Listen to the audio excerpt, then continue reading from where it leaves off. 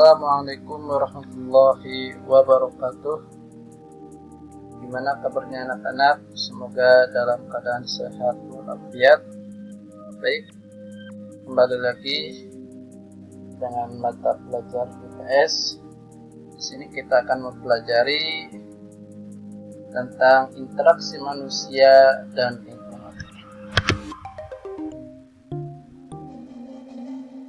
Pertama, pengertian interaksi manusia dan lingkungan.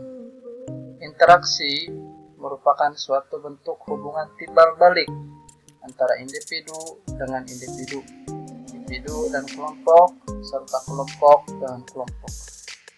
Interaksi manusia bukan hanya dengan individu dan kelompok saja, melainkan mencakup interaksi manusia dengan lingkungan alam, sosial, budaya, dan ekonomi.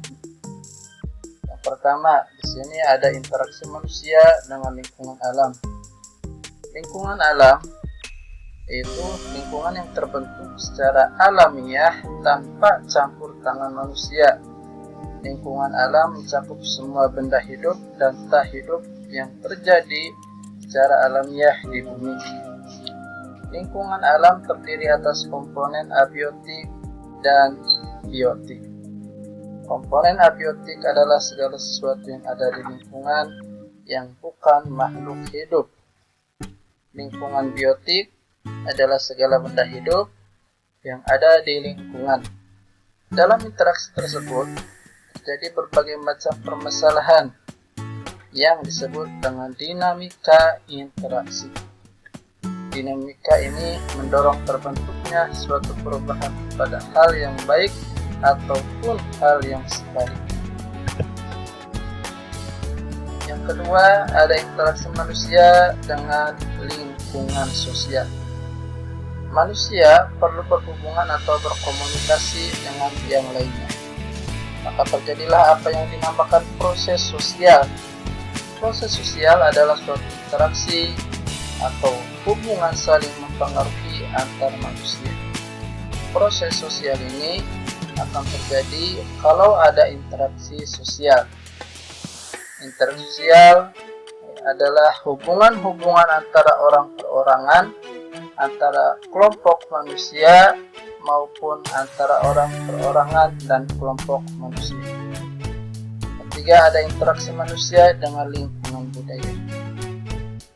Tentunya manusia tidak bisa hidup sendiri atau memenuhi seluruh kebutuhan hidup. Manusia mempunyai kecenderungan untuk hidup berkelompok dan bermasyarakat.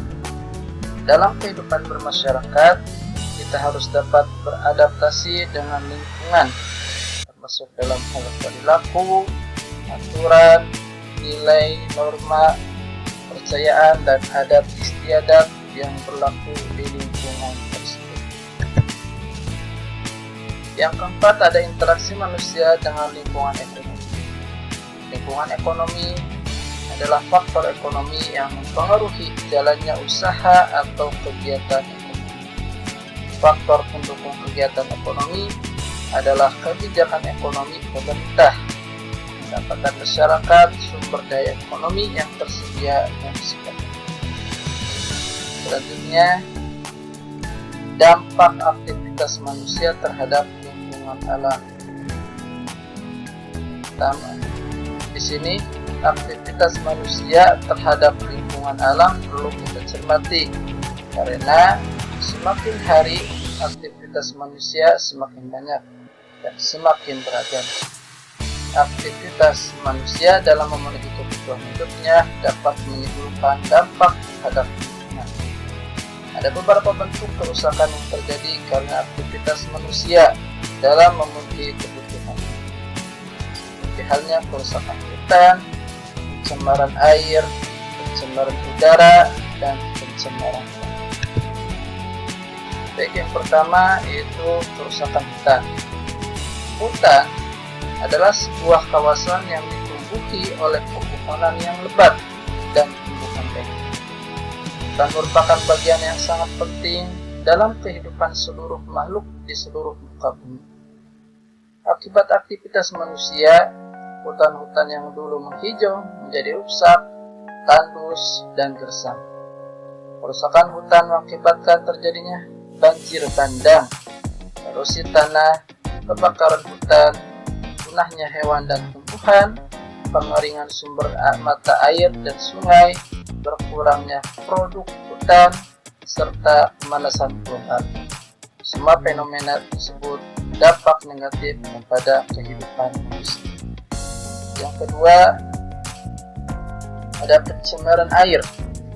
Air merupakan kebutuhan vital yang sehari-hari dikonsumsi oleh manusia dan makhluk hidup lain. Jika tercemar, air tidak akan dapat digunakan lagi oleh makhluk hidup, baik untuk keperluan rumah tangga, industri, maupun pertanian. Jika kita menggunakan air yang tercemar, hal tersebut akan menyebabkan munculnya berbagai jenis penyakit, bahkan dapat mengakibatkan kematian. Kualitas air yang terganggu ditandai dengan berubah rasa, bau, dan warna. Pencemaran air dapat disebabkan oleh beberapa kegiatan, misalnya kegiatan rumah tangga, pertanian, dan industri. Yang ketiga, ada pencemaran udara. Pencemaran udara berasal dari asap hasil pembakaran gas, buang kendaraan bermotor, industri, dan kegiatan rumah tangga lainnya. Apa yang harus kamu lakukan agar udara tetap bersih? Hal-hal yang dapat dilakukan untuk menjaga udara tetap bersih yaitu dengan mengurangi pemakaian bahan bakar minyak, cari bahan bakar alternatif, efisiensi penggunaan energi batu bara, menerapkan aturan uji emisi pada kendaraan bermotor, dan menanami pepohonan. Yang terakhir, dampak dari kegiatan manusia yaitu pencemaran tanah. Tanah merupakan unsur penting bagi kelangsungan hidup manusia, hidup makhluk hidup. Tanah menjadi tempat tinggal berbagai makhluk hidup seperti manusia, hewan, dan tumbuhan. Selain menjadi tempat tinggal, tanah bermanfaat menumbuhkan berbagai tumbuhan yang menjadi sumber makanan bagi hewan dan manusia. Tanah yang baik bagi tumbuhan adalah tanah yang subur. Kesuburan tanah dapat berkurang jika tanah tercemar oleh limbah cair yang mengandung bahan kimia berbahaya dan limbah padat berupa sampah. Pencemaran tanah terjadi jika terdapat bahan-bahan asing, baik organik maupun anorganik, yang menyebabkan daratan rusak. Akibatnya, daratan tidak dapat memberikan daya dukung bagi kehidupan manusia. Baik, cukup sekian pembelajaran mata pelajaran IPS kali ini. Kita akhiri. Alhamdulillah wallahul muwaffiq ila aqwamit thoriq. Wassalamualaikum warahmatullahi wabarakatuh.